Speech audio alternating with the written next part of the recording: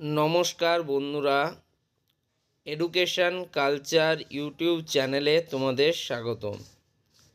तो तुम्हारा जरा diploma in engineering and technology MOPM architecture इत्यादिते एडमिशन नीते चाइछो एवं जादेर अलरेडी किन्तु second phase seat allotment result 9 July 2024 बेरिये गिয়েছে, তারপর তোমাদের মনে কিন্তু বিভিন্ন ধরনের প্রশ্ন ঘোরাফেরা করছে এবং সেই প্রশ্নগুলো তোমরা বিভিন্ন মাধ্যমে কিন্তু আমাকে শেয়ার করছো। আজ আমি সেই সমস্ত প্রশ্নেরই এক এক করে তোমাদের উত্তর দেব। দেখো, প্রথম প্রশ্ন যেটা বেশিরভাগ স্টুডেন্ট আমাকে করছে যে দাদা আমি ফার্স্ট ফেজ কাউন্সিলিংয়ে একটা কলেজ পেয়েছিলাম, লেটস সে আমি কিন্তু AJC Bose government polytechnic college পেয়েছিলাম। এবার সেকেন্ড ফেজ যে চয়েস তোমার সিট অ্যালটমেন্ট রেজাল্ট পাবলিশ হলো, তাতে আমি পুনরায় এজেসি বোস গভর্নমেন্ট পলিটেকনিকের ইলেকট্রিক্যাল ব্রাঞ্চটাই পেলাম, অর্থাৎ আমার কোনো সিট মানে নতুন সিট অ্যালটেড হয়নি। তাহলে আমি কি করব? তো দেখো, যেহেতু অলরেডি তুমি আগের যে কলেজটি পেয়েছিলে এখনও সেই কলেজটি পেয়েছো, তার মানে হচ্ছে যে তুমি উপরের দিকে যে কলেজগুলি রেখেছিলে সেই কলেজগুলিতে কোনো সিট কিন্তু খালি হয়নি, যাতে তোমাকে কিন্তু একটা চান্স দেওয়া যায়। এর কথা হচ্ছে, মেন কথা, যেহেতু এটা সেকেন্ড ফেজ কাউন্সিলিং ছিল, এখন আর কোনো রকম কোনো অটো আপগ্রেডেশনের অপশান ছিল না, সেক্ষেত্রে কিন্তু তোমাকে ওই এজেসি বোস গভর্নমেন্ট পলিটেকনিক কলেজে অ্যাডমিশান নিতে হবে। চাইলে যদি তুমি রিস্ক নিতে চাও রিস্ক নিতে পারো, সেক্ষেত্রে তুমি কিন্তু কলেজে অ্যাডমিশান না নিয়ে তুমি কিন্তু থার্ড ফেজের জন্য যে চয়েস ফিলিং প্রসেস শুরু হবে 13 তারিখ থেকে, তো সেখানে কিন্তু তুমি আবার নিজেদের মনের মতো পছন্দ মতো চয়েস ফিল আপ করতে পারো, সেখান থেকেও তুমি কিন্তু কলেজ পেতে পারো। ওকে, এর মানে যে তুমি আগে যে চয়েস ফিলিংটা করেছিলে এবং সেই চয়েস ফিলিংটাই করবে এবং সেই কলেজটি পাবে এমনও কিন্তু কোনো কথা নেই। নেক্সট হলো দ্বিতীয় প্রশ্ন, যেটা তোমরা করছো যে দাদা আমি ফার্স্ট ফেজ অ্যালটমেন্টে একটা কলেজ পেয়েছিলাম, সেকেন্ড ফেজ অ্যালটমেন্টে আমি যে কলেজটি পেয়েছি সেটা আমার বাড়ির থেকে প্রায় 200 কিলোমিটার দূর, 150 কিলোমিটার দূর, 400 কিলোমিটার দূর। আমি ওই কলেজটিতে অ্যাডমিশান নিতে চাই না। এখন এমন কি কোনো সুযোগ আছে যে আমি আগে যে কলেজটি পেয়েছিলাম সেই কলেজেই অ্যাডমিশান নিতে পারবো? তো দেখো, এরকম কিন্তু কোনো সুযোগ নেই।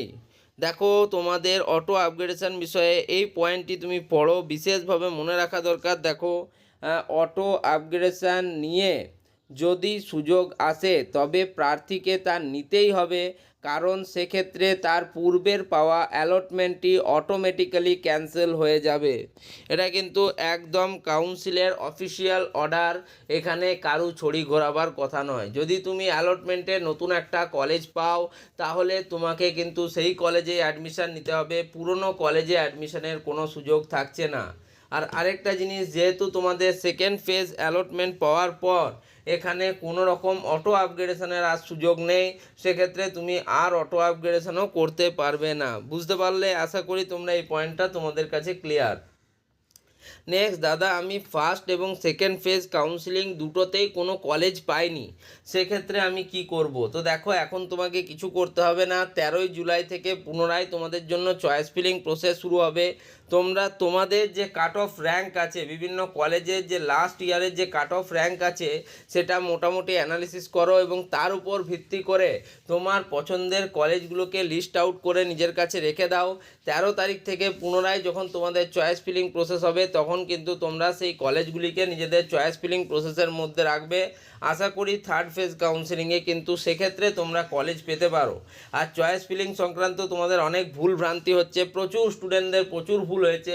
আমি চাইবো এবার আমি তোমাদের জন্য কিন্তু প্রসেস বলে দেবো চয়েস ফিলিং কীভাবে করবে, সেটা সেভাবে তোমরা ফলো করলে আশা করি কোনো ভুল হবে না। নেক্সট, যে ভুলটা বা যে প্রশ্নটা স্টুডেন্টরা করছে যে তাদের স্কুলিং ডিস্ট্রিক্ট এবং তাদের যে ডিস্ট্রিক্টে তারা থাকে, এটা কিন্তু অনেকের ভুল হয়ে গেছে।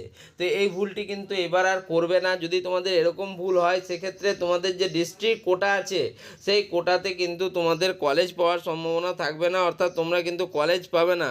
সেক্ষেত্রে তোমাদের কিন্তু খুব প্রবলেম হবে। এই প্রবলেমটা যাতে না হয় আমি তার জন্য বলছি, তোমরা ফর্ম ফিল আপ যখন করেছিলে এবং তোমরা যে চয়েস ফিলিং প্রসেস করবে, দুটো কিন্তু খুব শান্তভাবে ভেবেচিন্তে করবে। এখনকার স্টুডেন্টদের মধ্যে যে ফোকাস প্যান, ঠিক আছে, সেই জিনিসটা কিন্তু অত্যন্ত কমে গেছে। সেই জিনিসটাকেই তোমাদের ভালো করতে হবে।